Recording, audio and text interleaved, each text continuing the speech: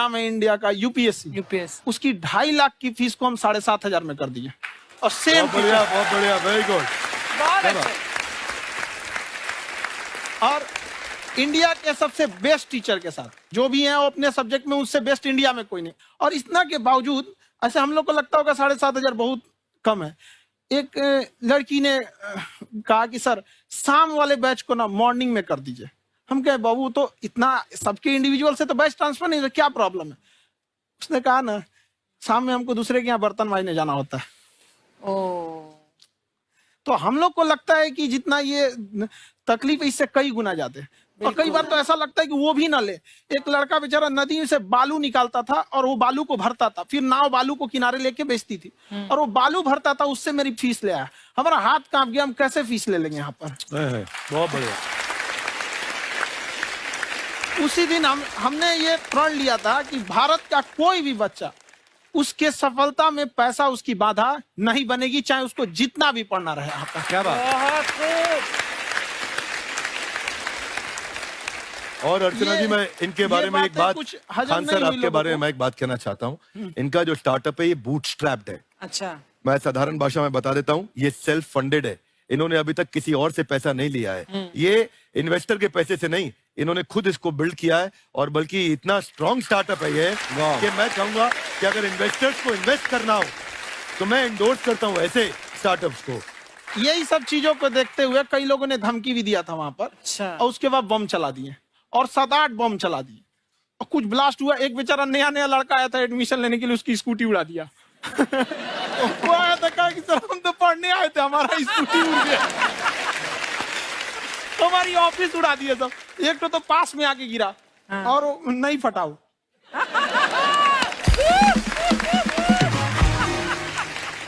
बाद में बहुत सारे लोग धमकियां दिए, लेकिन कहते हैं ना सूरज कितना भी तेज चमक ले समंदर नहीं सुखा सकता। वाह वाह वाह, क्या बात है।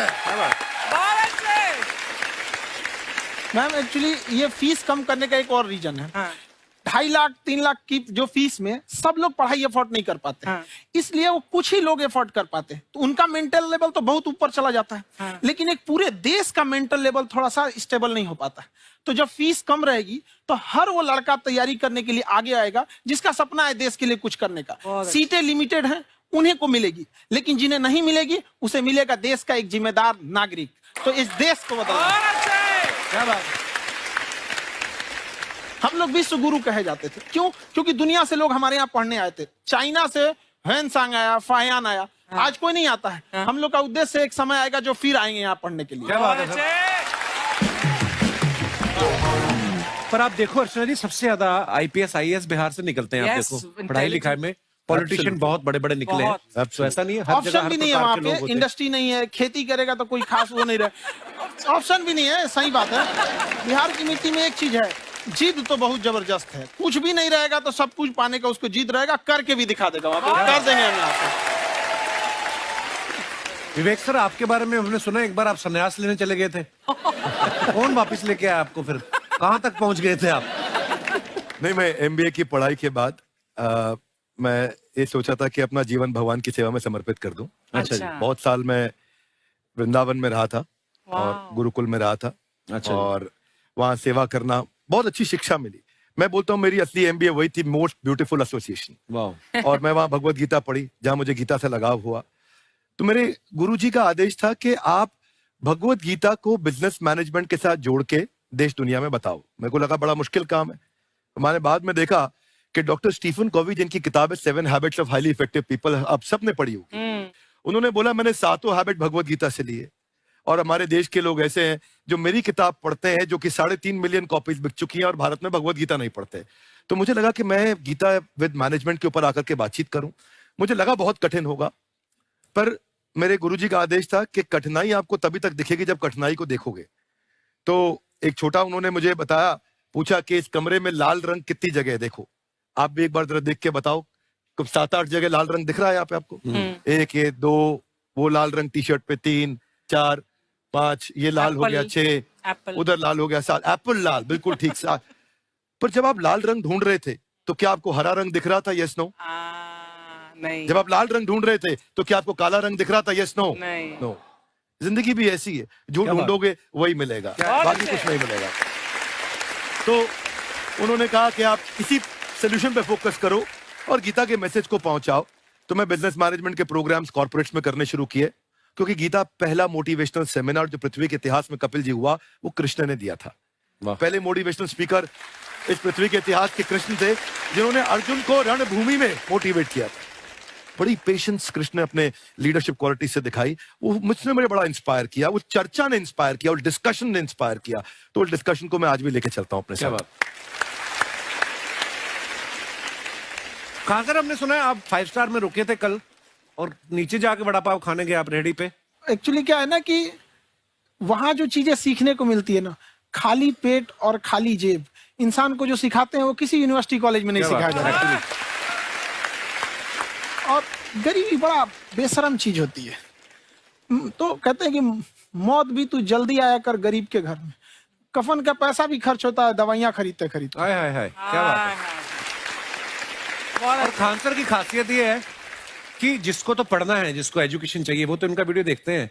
लेकिन वैसे भी कई लोग, जैसे अर्चना जी बात करी थी, कहती मैंने जब देखना शुरू किया तो मैंने बैक टू बैक इतने सारे वीडियोस देखे, क्योंकि आपका जो तरीका जो बोलने में, एक तो इनकी जो टोन है पढ़ाने में, और साथ साथ में जो ह्यूमर आता रहता है, तो उसकी वजह से और भी इंटरेस्टिंग हो जाते हैं आपके वीडियो। शुरुआत में हम लोग जब स्टूडेंट लाइफ में थे, या हम कई स्टूडेंट को भी देखते हैं, वो बेचारे जब थक जाते हैं तो आपका शो देखने लगते हैं।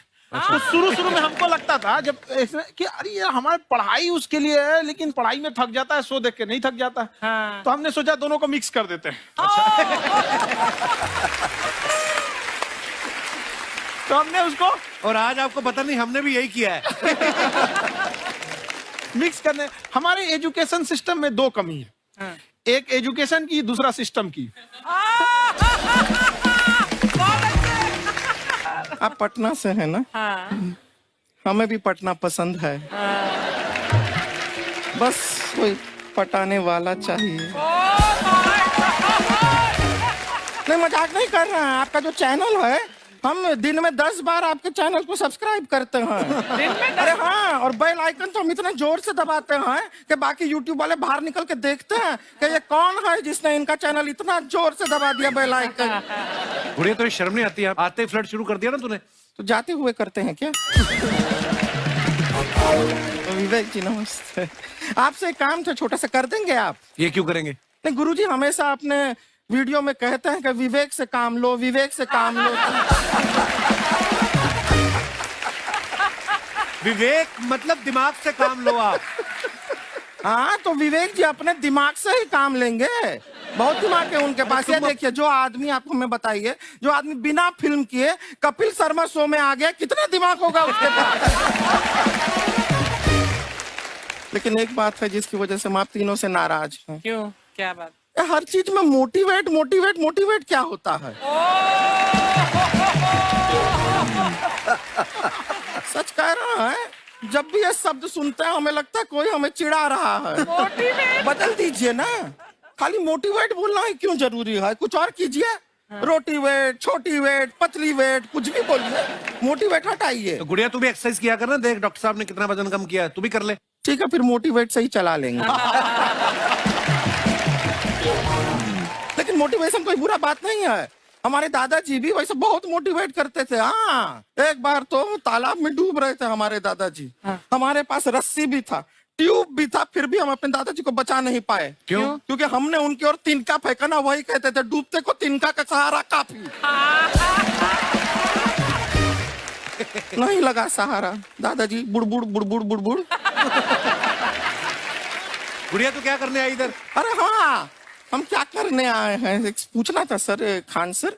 ये जो हमारा एक चाचा का लड़का है, उसको क्या है, थोड़ा पढ़ाई में प्रॉब्लम हो रहा है। तो 12वीं का पढ़ाई आप उसको अच्छी तरह करवा के 12वीं पास करवा देंगे आप? करवा देंगे, वेरी गुड, बात कर लेते हैं। हाँ, राम सरोवर, देखो हमारा बात हो गया है। ये 10वीं जो तुमसे नहीं दिया जा रहा है वो नहीं देना है।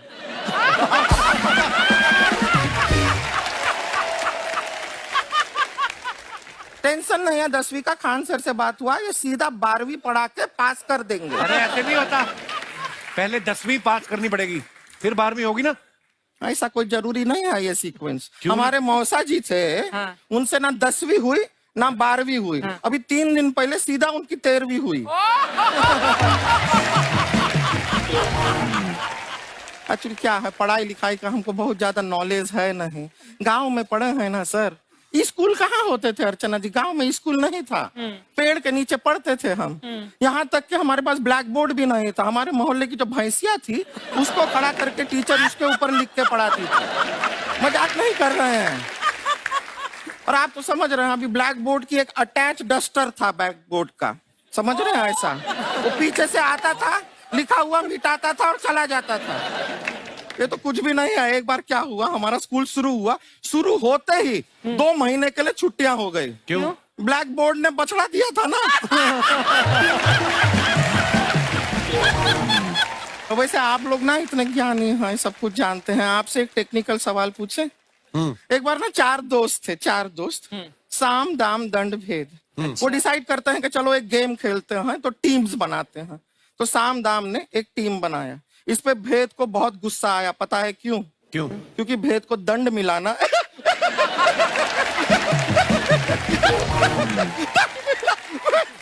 ये सिर्फ हंसती नहीं है सर, थोड़ा सा पेट्रोल पिला दो स्टार्ट भी हो जाती है। इतना है कि और भी बता दीजिए, जब हम बीमार होते हैं हम डॉक्टर के पास नहीं मैकेनिक के पास जाते हैं, और डिटेल दे दीजिए। ऐसा कुछ नहीं है सर, ये बोलते हैं खाली। लेकिन अभी एक रिक्वेस्ट था सर, हमारा एक भाई है, पुरुषोत्तम नाम है उसका, वो गांव से आया हुआ है। आप लोग थोड़ा उससे सब बातचीत करेंगे, थोड़ा उसको प्रोत्साहन देंगे। और शर्मा जी, आपसे भी एक रिक्वेस्ट था, आपसे हमने कभी कुछ मांगा नहीं है। पुरुषोत्तम आएगा ना, एक बार बस उससे कह दीजिएगा, पुरुषोत्तम तुम कितने हैंडसम हो। मैंने देखा ही नहीं अभी तक। तो देख के बस बोल दीजिएगा तुम ठीक है। कितने हैंडसम हो, ऐसा बोल दीजिएगा प्लीज। ठीक है। हम बुला लेते हैं पुरुषोत्तम।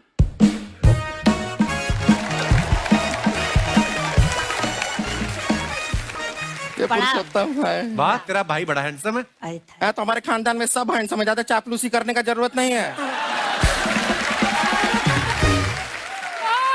देखा हमारा यहाँ पे कितना चलता है। एक नंबर दीदी, एक नंबर। सब लोग हैं, नमस्ते कर दो। ये बड़ा अच्छा लड़का है, गांव में ना भैंस चराता है, इसको थोड़ा मोटिवेट कीजिए ना। नहीं तो मतलब भैंस चराता है तो मोटिवेट करके क्या होगा, शेर चराएगा बाद में। अरे शेर चराएगा तो शेर इसको चर नहीं जाएगा। नहीं नहीं, ऐसे हम खाली कह रहे हैं, तुम्हारा चेहरा थोड़ा बकरी जैसा है ना, तो वैसे ये सब बड़े बड़े लोग हैं। इनको बताओ कहा क्या बनना चाहते हो जीवन में आगे? HR। HR? अरे वाह, देखे कोई बड़ा कंपनी में ह्यूमन रिसोर्स का काम करेगा ये। अरे HR मतलब दीदी Hrithik Roshan, tiny tin tin tiny tin tin. ना जूता पहनने का काम किया करो, जूता खाने का नहीं। काम किया है, कुछ बड़ा किया है लाइफ में?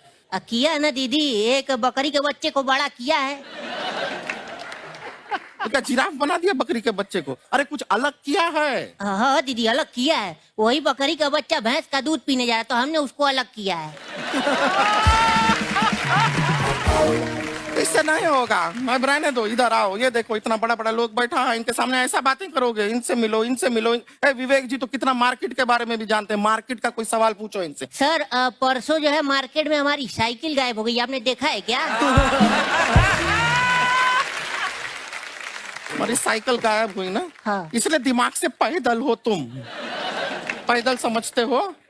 हाँ। चल लोगे? 20 कदम चलोगे? हाँ।